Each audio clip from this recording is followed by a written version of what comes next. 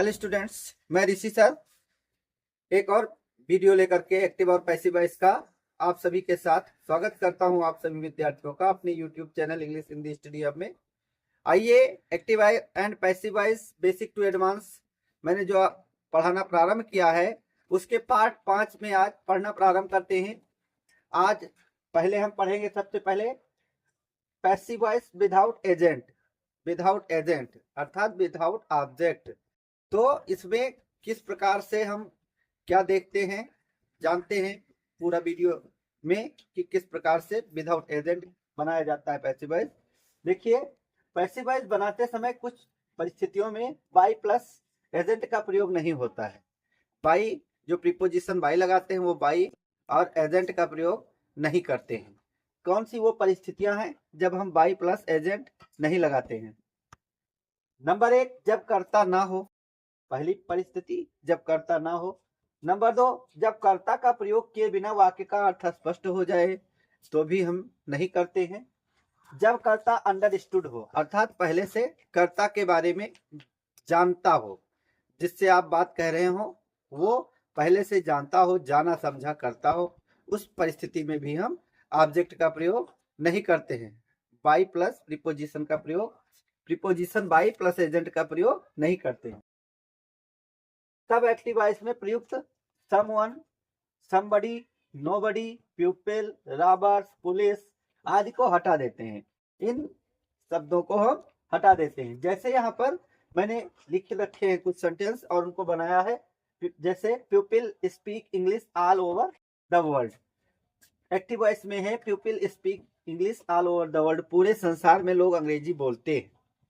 तो English is spoken all over the world, इस प्रकार लिख सकते हैं, पूरे संसार में अंग्रेजी बोली जाती है। यहाँ पर लोग बोलते हैं, इस प्रकार कहें या न कहें फिर भी ऐसा समझा जा सकता है पहले से ही। यहाँ पर अगला, police arrested the thieves, police ने चोरों को अरेस्ट किया, पकड़ा। तो यहाँ पर चोर ही पुलिस को पकड़े, पुलिस ही चोर को पकड़ेगी, उसमें पहले से ये बात जानते हैं लोग कि पुलिस के द्वारा चोर पकड़े जाते हैं। तो पुलिस को हम हटा सकते हैं, ना लिखें फिर भी वाक्य पूरा स्पष्ट हो जाएगा। द थीव्स वर अरेस्टेड, इस प्रकार हम पैसिव वॉइस बना सकते हैं। नंबर 3 देखिए, someone has stolen my watch. तो समवन, किसी ने, जब ज्ञात नहीं है कर्ता कि कौन है वो, स्पष्ट रूप से कर्ता के बारे में जानकारी नहीं है, तो उसको हम एजेंट में न लगाएं ऑब्जेक्ट में तो भी वाक्य स्पष्ट हो जाएगा। जैसे my watch has been stolen, इस प्रकार लिख सकते हैं कि मेरी घड़ी चोरी हो गई है, इस प्रकार से लिख सकते हैं। वी एग्जीक्यूटेड, अगला देखते हैं, we executed all instructions without delay, हमने सभी निर्देशों का बिना डिले किए पालन किया। तो ऑल इंस्ट्रक्शंस वर एग्जीक्यूटेड विदाउट डिले, बिना देरी के सभी इंस्ट्रक्शंस अनुसरण किए गए, सभी निर्देशों का पालन किया गया। चलिए देखते हैं number 5, robbers looted the shop. अब लूटने का काम रॉबर्स का है, तो अगर लूट ली गई है कोई दुकान तो जाहिर सी बात है कि डकैतों ने लूटा है। तो वहां पर अगर हम रॉबर्स ना भी लगाएं बाई प्लस करके तो भी सही रहेगा। वाक्य द शॉप वाज लूटेड लिख देने से भी वाक्य सही है। आगे बढ़ते हैं, देखते हैं। तो आइए देखते हैं next sentence with models. Models के साथ जो सेंटेंस मॉडल एक्सरसाइज के साथ होते हैं उनमें हम किस प्रकार उनका पैसिव वॉइस बनाते हैं, देखते हैं। मॉडल्स कौन कौन से होते हैं? जैसे can, could, may, might, will, would, shall, should, must, ought, ये जैसे ईटीसी कुछ इस प्रकार के मॉडल्स हैं। तो मॉडल्स के साथ किस प्रकार हम पैसिव वॉइस बनाते हैं, इसमें कुछ शर्तें हैं। यहाँ पर पहली मैंने रूल में लिख दी है। पहली है, यदि किसी वाक्य में कोई मॉडल एक्सरजी का प्रयोग हुआ हो तो हेल्पिंग वर्ब बी का प्रयोग हमेशा ही होता है। अगर मॉडल एक्सरजी का प्रयोग किया गया हो तो हेल्पिंग वर्ब के रूप में बी ही लगाते हैं, बी लगाते हैं। नंबर 2, मॉडल की स्थिति में कोई परिवर्तन नहीं होगा, बाकी परिवर्तन पूर्व नियमानुसार ही किया जाएगा। तो मॉडल की स्थिति में कोई परिवर्तन नहीं होगा, जैसे डायरेक्ट इनडायरेक्ट में करते हैं उस प्रकार का कोई परिवर्तन यहाँ लागू नहीं होगा। यहाँ पर देखिए कुछ मॉडल के साथ मैंने पैसिव वॉइस बनाए हैं।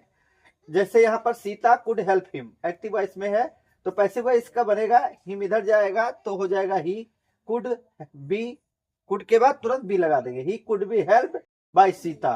फिर अगला I will write a letter, तो ये letter will be written by me. अगला सीता शुड ओबे हर पेरेंट्स, एक्टिव वॉइस है तो इसका her parents should be obeyed by her. अगला सी था यहाँ पर तो इधर आएगा ऑब्जेक्टिव फॉर्म में तो हर हो जाएगा। अगला देखते हैं आई में परचेज ये पेन, तो इसका क्या होगा, ये पेन में बी परचेज्ड बाय मी। इस प्रकार से आगे बढ़ते हैं। तो बढ़ते हैं इंपरेटिव सेंटेंसेस की ओर। इंपरेटिव सेंटेंस क्या होते हैं, ऐसे वाक्य जिनमें आदेश, प्रार्थना, सलाह आदि का भाव हो, इंपरेटिव सेंटेंस कहलाते हैं। इंपरेटिव सेंटेंस जिनमें आदेश, प्रार्थना, सलाह आदि का भाव होता है वे वाक्य इंपरेटिव सेंटेंस कहलाते हैं। ये वाक्य सामान्यतः मुख्य क्रिया से प्रारंभ होते हैं। ये आप समझ गए कि ये वाक्य मुख्य क्रिया से प्रारंभ होते हैं। नंबर 3, फैक्ट नंबर 3 है, इनमें सब्जेक्ट यू हमेशा छिपा रहता है। सब्जेक्ट यू हमेशा छिपा रहता है। चलिए अब लेते हैं इनमें से अलग अलग प्रकार के वाक्यों को किस प्रकार से हम बनाते हैं, देखते हैं। नंबर ये में sentences with order command, order और कमांड जिसमें हो आदेश दिया जाता हो तो उनको हम किस प्रकार बनाते हैं, उनका रूल यहाँ पर लिखा हुआ है। एक्टिव वॉइस में मेन वर्ब प्लस ऑब्जेक्ट ये इतना रहता है। सब्जेक्ट जैसा कि मैंने बताया यू हमेशा छिपा रहता है। तो पैसिव वॉइस के 2 रूल हैं इसमें, let plus new subject plus be plus verb की थर्ड फॉर्म, इस प्रकार से बना सकते हैं। दूसरा यू आर ऑर्डर टू लगा करके प्लस वर्ब की फर्स्ट फॉर्म प्लस ऑब्जेक्ट लिख देते हैं, इस प्रकार से भी बना सकते हैं। जैसे यहाँ देखिए shut the window, active voice है तो लेट लगाया, द विंडो लिख दिया, फिर बी लगाया शट, थर्ड फॉर्म भी शट ही रहेगी, let the window be shut, passive voice हो गया।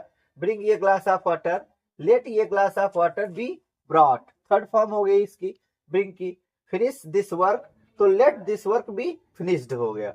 Switch off the light, let the light B switched off. Gate out of this office, तो यहाँ पर इस प्रकार भी बना सकते हैं, you are ordered to get out of the office, of this office ऐसे। नंबर 6, ब्रिंग ये glass of water for him, तो इसको you are ordered to bring ये glass of water for him, इस प्रकार पैसिव है। नेक्स्ट बढ़ते, तो इंपरेटिव सेंटेंसेस में हम बी में देखते हैं सेंटेंसेस कंटेनिंग रिक्वेस्ट, वह वाक्य जिनमें रिक्वेस्ट हो उनको हम किस प्रकार बनाते हैं। इसमें प्लीज, काइंडली जैसे शब्दों को पैसिव वॉइस बनाते समय हटा देते हैं। रूल पैसिव वॉइस का, you are requested to plus verb first plus object, ये हम प्रयोग करते हैं। जैसे यहाँ मैंने कुछ वाक्य बनाए हैं, please open the door, active voice है तो इसको हम बनाएंगे तो यू आर रिक्वेस्टेड टू फिर ओपन द डोर ऐसे ही जोड़ देंगे। Please help that old lady, तो क्या करेंगे, you are requested to help that old lady.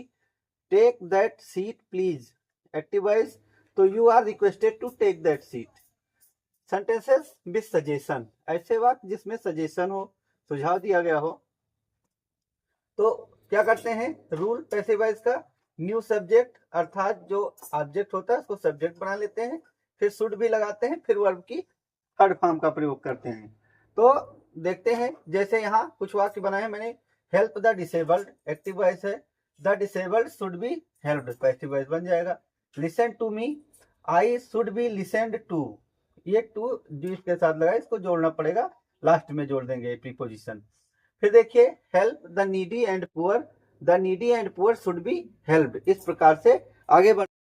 तो स्टूडेंट्स देखते हैं इंपरेटिव सेंटेंसेस में अगला सेंटेंसेस विथ एडवाइस, वह वाक्य जिनमें एडवाइस दी गई हो, तो रूल उसका देखते हैं पैसिव बनाने का, you are advised to plus verb की फर्स्ट फॉर्म प्लस ऑब्जेक्ट लगाते हैं। यहाँ पर देखिए जैसे वर्क हार्ड, एडवाइस दी गई है तो ये you are advised to work hard. अगला देखते हैं गेट अप अर्ली, तो you are advised to get up early, passive voice हो जाएगा।